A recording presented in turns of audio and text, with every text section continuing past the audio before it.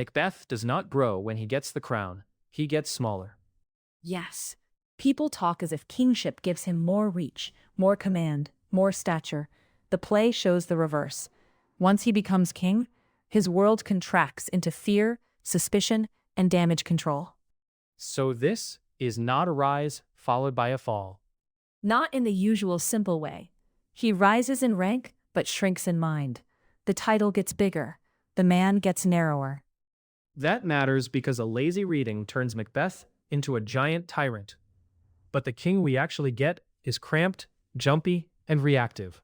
Exactly. Before the crown, Macbeth is dangerous. But he's not yet boxed in. He can still imagine futures. He can still hesitate. He can still see other people as more than threats. You can hear that early on. After the witches speak, he is shaken, but he is still thinking in alternatives. If Chance wants to make him king, maybe Chance can do it without his help. Right. He is divided, not fixed. He weighs Duncan's virtues. He thinks about loyalty, kinship, consequences, even reputation. That is not moral strength exactly, but it is breadth. His mind still contains more than one thing. Then Duncan names Malcolm Prince of Cumberland, and Macbeth suddenly sees a barrier. That is one of the first narrowing moments. Yes, the language tightens. Malcolm becomes an obstacle. The crown is no longer a possibility floating in the future. It becomes a target blocked by a person. Once Macbeth starts thinking that way, people stop being people. They become pieces in the route to power. And after Duncan is murdered, that narrowing gets worse, not better.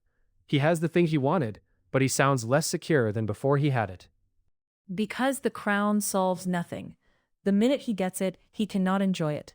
He starts talking about being fruitless, about Banquo's line, about wearing a barren crown. That is the point. Kingship does not enlarge his world.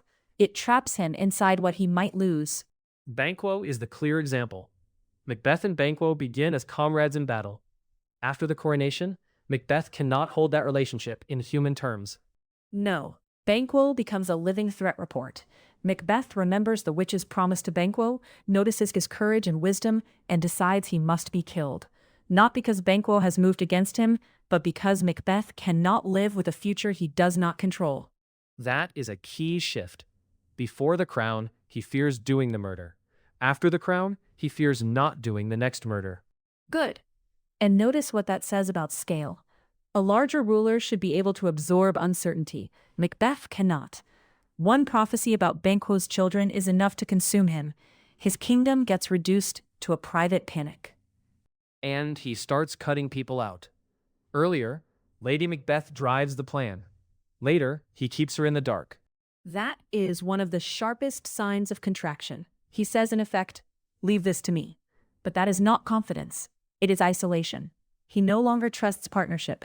He hoards information, acts through hired killers, and turns rule into a series of secret fixes. Which is a small man's version of power. Not open command, not stable authority, just hidden violence and constant patching. Yes. Look at the banquet. This should be a public display of control. The king hosting, rewarding, securing loyalty. Instead, Banquo's ghost collapses the whole performance. Macbeth cannot manage the room, cannot manage himself, and cannot separate what is in his head from what is in front of him. So even at the center of the court, he is shut inside his own fear.